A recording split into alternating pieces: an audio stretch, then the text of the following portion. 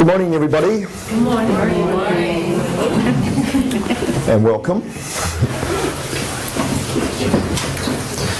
This weekend we're going to investigate diagnosis, and a term in one sense that we prefer to use is health assessment. I mean, diagnosis in the sense of natural medicine is sometimes a word that you might wish to stay away from, because when you're working with clients with the type of work that we do and you use the word diagnosis, they're going to be expecting blood tests and x-rays and all the usual connotations of what people expect diagnosis to be.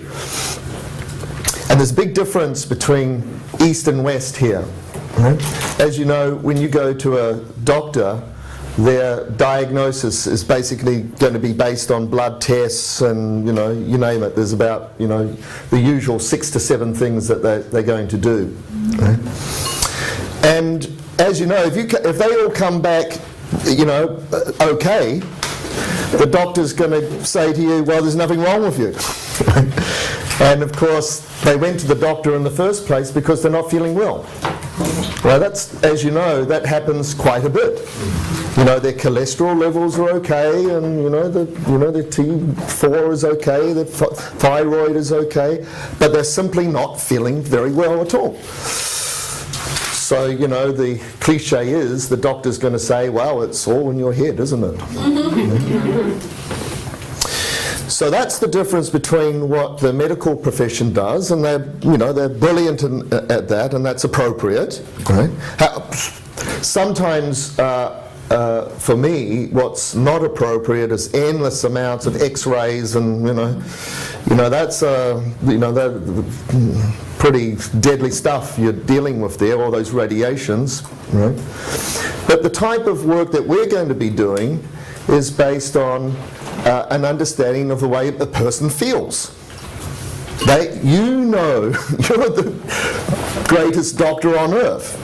You, right? Not somebody else. You know intimately how you're feeling and thinking. Right? So this weekend is about you tapping into that, getting more knowledge about that, being able to use that as a useful tool to make changes and adaptations. And that's essentially what we're doing. So we do need a system of health analysis, or health assessment if you like, to be able to integrate our knowledge of herbs and foods and lifestyle strategies, etc., to be able to adapt and make change. Right? So from the first weekend, our definition of health now is our ability to what? Transform, adapt, make change to the ever-changing circumstances that we're in.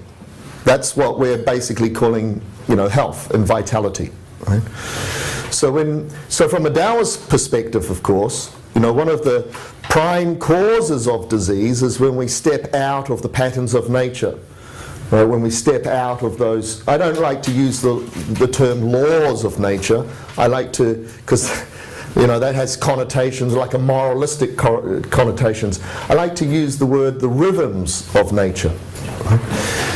So when you start to master yin and yang, you can start to tap into the rhythms of nature. You've already learned how to start to eat better with the seasons. You've already learned how your cooking styles and your food choices are going to change. Right? You've already learned, if you're feeling cold, why have more cold food?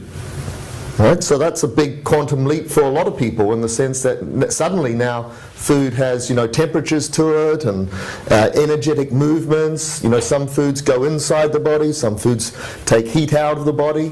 So you're going to be getting more knowledge about that, of course. But that's the level that you're up to already. You've already got enough, as far as I'm concerned, you've already got enough knowledge now to master this for the rest of your life and get your act together and cure any disease and get on with what you really want to do in life. Right? So this is the advanced course now.